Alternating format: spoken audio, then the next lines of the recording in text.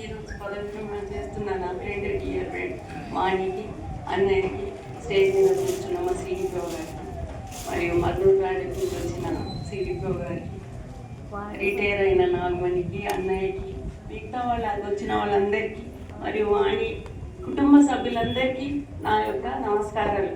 ఇద్దరు చిట్టి తల్లులకు కూడా అందరికీ నా యొక్క నమస్కారాలు. నాది వాణిది నిజంగా చెప్పుకోలేని ప్రేమ. అంటే మేము పుట్టడమే బాన్స్వాడ ప్రాజెక్ట్లో పుట్టాము.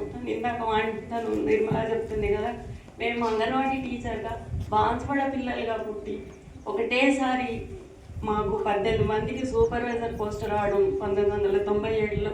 తర్వాత తలా ఒక్కొక్కళ్ళు ఒక్కొక్క ప్రాజెక్ట్కి వెళ్ళిపోవడం.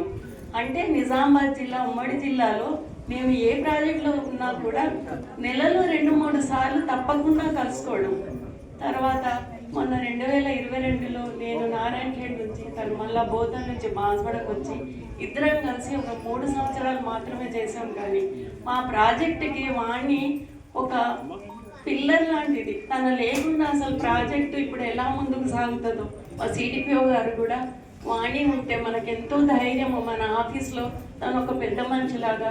వచ్చే నెలలో మా సూపరింటెండెంట్ సార్ కూడా రిటైర్ అయిపోతున్నారు. మొన్ననే లక్ష్మి రిటైర్ అయిపోయింది. ఉన్న 3 పెద్దవాళ్ళు పెద్ద దిక్కు వెళ్ళిపోతున్నారు. ఇప్పుడు ప్రాజెక్ట్ ఎలా అని మా సిడిపిఓ గారు కూడా ప్రకటించారు. ఇంకో విషయం ఏంటంటే, మేము ఎక్కడికి వెళ్ళినా, ఏ మీటింగ్కి వెళ్ళినా, దేనికి వెళ్ళినా, ఏ డిడబ్ల్యూ మేడం మాట్లాడినా ప్రతిదానికి సమాధానం చెప్పడానికి వాణి ఉంది కదా, వాణి చెప్తుంది కదా అనే ధైర్యంతో ముందుకెళ్ళి ఇన్ని రోజులు చాలా చక్కగా డ్యూటీ చేసుకున్నాము. మేము వట్టి ఉద్యోగంలోనే కాదు, ఫ్యామిలీ పరంగా కూడా ఫ్యామిలీ ఫ్రెండ్స్ లాగా ఉన్నాము. నేను మద్దూరులో డ్యూటీ చేసేటప్పుడు ఇందాక మాట్లాడిన కళ వాళ్ళ హస్బెండ్ కూడా ఒకే ఇంట్లో రెంట్కుండి పని చేసుకునేవాళ్ళు. 3 సంవత్సరాలు ఒకే కాంప్లెక్స్లో ఉండి అట్లా కూడా మేము ఫ్యామిలీ ఫ్రెండ్గా అందరం ఒకే చోట కలిసి ఎంతో మంచిగా పని చేస్తున్నాము. నాకు 4 డేస్ నుంచి ఫుల్ చలి జ్వరం ఉన్నా ఈరోజు నేను ఒక్క తెచ్చుకొని నేను తప్పకుండా వెళ్ళాలి వాణి ఫంక్షన్ కానీ ఎంతో ధైర్యంగా వచ్చి ఈరోజు ఈ అవకాశం నాకు కలిగించినందుకు వాణి మిగతా జీవితం కూడా ఆయురారోగ్యాలతో సంతోషంగా వాళ్ళ పిల్లలతో, మనవాళ్ళతో, మనవరాళ్లతో హాయిగా గడపాలని నేను మా అల్లాని ప్రార్థిస్తున్నానని, నాకు ఈ అవకాశం ఇచ్చినందుకు అందరికీ పేరు పేరున ధన్యవాదాలు. వాణి ఎప్పుడైనా ఇంటి దగ్గర హాయిగా ఉండాలి.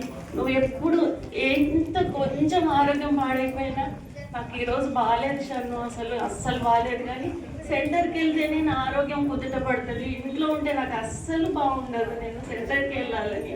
తనకు ఉద్యోగం అంటే ఎంత ఇష్టం అంటే, తనకున్న జబ్బును కూడా సెంటర్కి వెళ్ళిన తర్వాత మర్చిపోయేది. మళ్ళీ 4 గంటలకు నేనే ఫోన్ చేసి ఏమైంది వాడిని వచ్చామంటే, కానీ లేదా ఇంకా రాలేదు, ఏంటి అసలు హెల్త్ బాగాలేదన్నావు, ఎంతసేపు ఏం చేస్తున్నావు అంటే, లేదు నాకు సెంటర్కి వెళ్తే బయటకు రావాలనిపించదు.